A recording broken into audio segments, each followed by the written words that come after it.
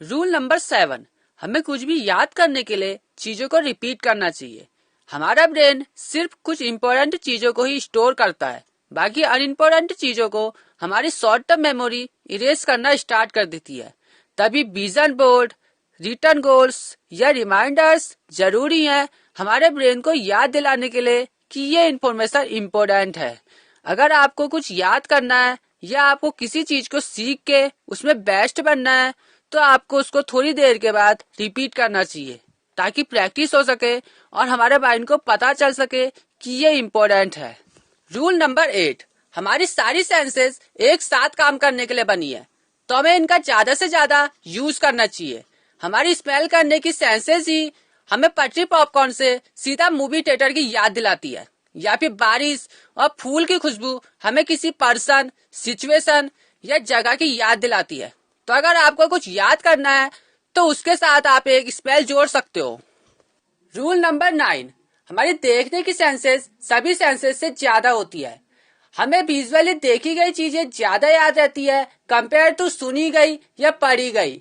आपको बायोग्राफीज पढ़ के ज्यादातर याद नहीं होगा कि कौन से पेज में क्या लिखा है, लेकिन अगर उसी बायोग्राफी पे कोई फिल्म बनी होगी तो आपको वो तुरंत याद आ जाएगा, क्योंकि हमने हिस्ट्री में जानवर, खाना, खतरा, सिचुएशन और इंसानों को देखकर ही जाना कि क्या सही है और क्या गलत, और फिर उसी विजुअल पावर को आर्ट और लिटरेचर में कन्वर्ट किया ताकि हम विजुअली चीजों को याद रख सकें। रूल नंबर 10, म्यूजिक सुनना या कंपोज करना हमें स्मार्ट बना सकता है।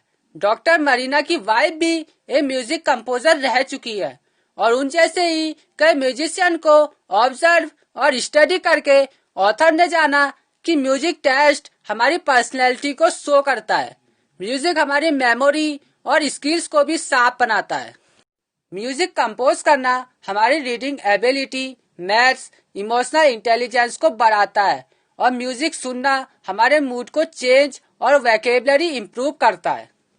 रूल नंबर 11, मेल और फीमेल का दिमाग डिफरेंट होता है। एक बार रिसर्चर लैरी कैल ने मेल और फीमेल को हॉरर मूवी दिखाई।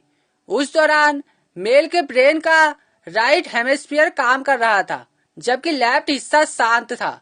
वहीं फीमेल का लेफ्ट हेमिस्फीयर काम कर रहा था और राइट हिस्सा शांत था, जिससे उन्हें ये पता चला कि मेल्स का और फीमेल्स का स्ट्रेस हैंडल करने का, सोचने का और काम करने का तरीका अलग होता है।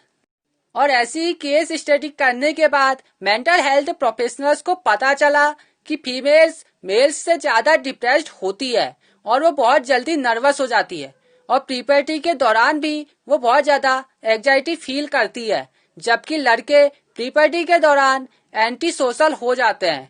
उन दोनों का इमोशन को हैंडल करने का तरीका भी अलग होता है। रूल नंबर 12, हम इंसान एक पावरफुल और नेचुरल एक्सप्लोरर्स हैं। हमें कुछ नया एक्सप्लोर करने का डिजायर कभी अकेला नहीं छोड़ता, लेकिन ज्यादातर हम अपने क्लास और ऑफिस में ही उलझे रह जाते हैं, जबकि हम नई चीजें एक्सप्लोर करने के लिए बने हैं। हम बचपन में कितने क्वेरियस होते हैं, हमें कोई भी चीज को खोल के या तोड़ के उसके बारे में जानना होता था, लेकिन उम्र बढ़ने के साथ ये चीज कम हो जाती है।